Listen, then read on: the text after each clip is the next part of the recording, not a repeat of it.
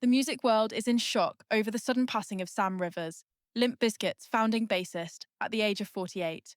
As the anchor of the band's rhythm section, his presence was a steady, grounding force in a band known for its explosive energy. The news on October 19th, 2025, sent a wave of grief through fans and musicians who saw him as an essential part of the NU metal landscape. In a heartbreaking statement, the band called him their brother, their bandmate, and their heartbeat, the very pulse of every song. While the loss is sudden and no official cause of death has been released, the story of Sam's final years is one of quiet courage and a private war waged far from the stage lights. His long undocumented battle with a devastating disease provides a tragic backstory that deserves to be understood. In 2017, a doctor at UCLA Hospital gave Sam Rivers a terrifying warning. If you don't stop, you're going to die. The world knew him as the unflappable bassist for Limp Bizkit, laying down iconic grooves for anthems like Nookie and Break Stuff. But few knew about the private war he was waging against his own body. The tragic news of his death is a shock, but how he got to this point is a long, painful, and complicated story that he fought in the shadows for over a decade. So what new details surround Sam Rivers' private health crisis that ultimately led to his untimely death? To really get the tragedy of Sam Rivers' passing, we have to go back to 2011. On the surface, Limp Bizkit was a global force, and Sam was the picture of rock success. But behind the curtain, a crisis was brewing. It was in 2011 that Rivers was first diagnosed with liver disease, which he later admitted was caused by heavy drinking. In John Wiederhorn's book, Raising Hell, he put it bluntly, "I got liver disease from excessive drinking." At the time, he admitted he didn't fully grasp how serious it was. For a touring musician in the public eye, that kind of struggle is so much harder.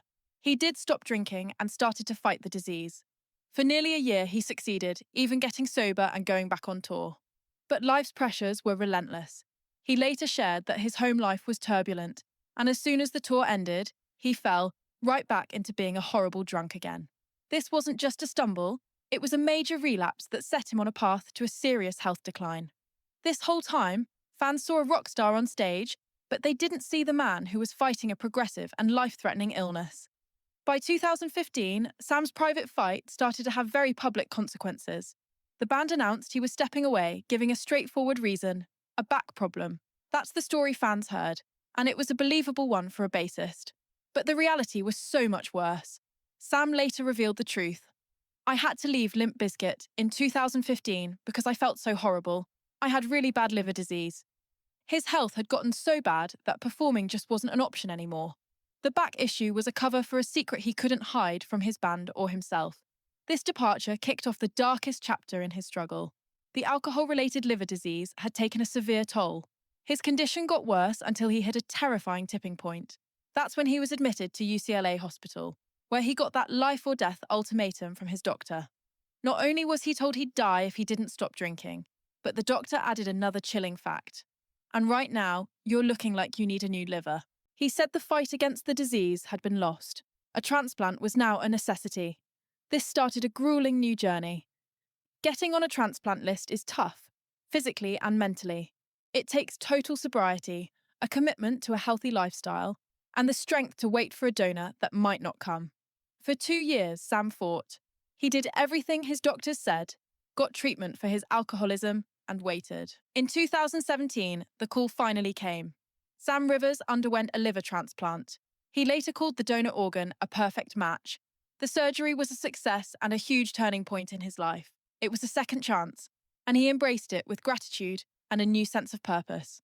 Then in 2018, to the delight of fans everywhere, Sam Rivers returned to Limp Bizkit.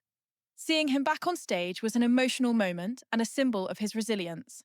He told interviewers, "I'm back and I feel amazing."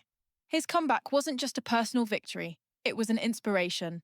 His honesty about his addiction, the disease, and the transplant resonated with fans and made him a quiet voice for recovery in the rock world. And his return wasn't just for show. He was fully back in the band, touring and contributing to their 2021 album, Still Sucks. He played with the same fire that had defined his career, his presence, a calm in the chaos, as his bandmates later described it. For the next few years, it looked like Sam had won. He was healthy, sober, and back to doing what he loved with his brothers. Sam Rivers' passing leaves a hole that can't be filled. Born in Jacksonville, Florida, he was part of Limp Bizkit's story from day one. He and frontman Fred Durst first connected while working at a Chick-fil-A, a pretty humble start for a band that would become a global sensation. After a short time in a band called Malachi Sage, the two, along with Sam's cousin, drummer John Otto, formed the core of Limp Bizkit in 1994. Fred Durst remembered seeing Sam play for the first time and knew instantly he'd found the right guy.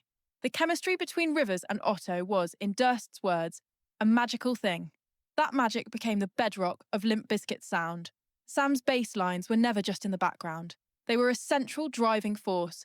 His unique style, mixing funk, groove, and heavy metal, created the signature bounce that defined nu metal. He truly was the pulse beneath every song.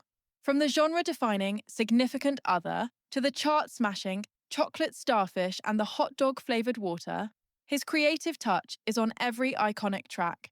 His bandmates called his talent effortless and his presence unforgettable.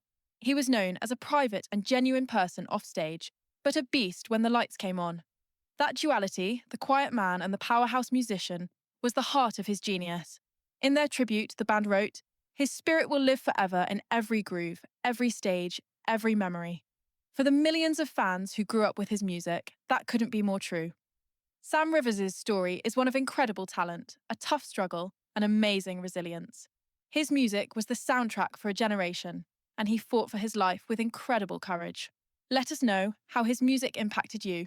Share your favourite Sam Rivers bass line, a memory of a Limp Bizkit show, or just what his music meant to you in the comments below. And if you want more deep dives into the stories that shaped the artists we love, make sure to subscribe. The death of Sam Rivers at just 48 is a massive loss for music. While there's no official cause of death, the story of his decade-long fight with alcohol-related liver disease, his life-saving transplant, and his triumphant return to music shows a man who fought with everything he had. His journey was a human one, full of struggle and victory, darkness and light. Limp Bizkit's tribute said it best. He was a once-in-a-lifetime kind of human. A true legend of legends.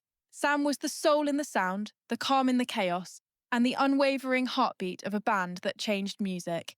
His music will, without a doubt, never end. Rest in peace, Sam Rivers.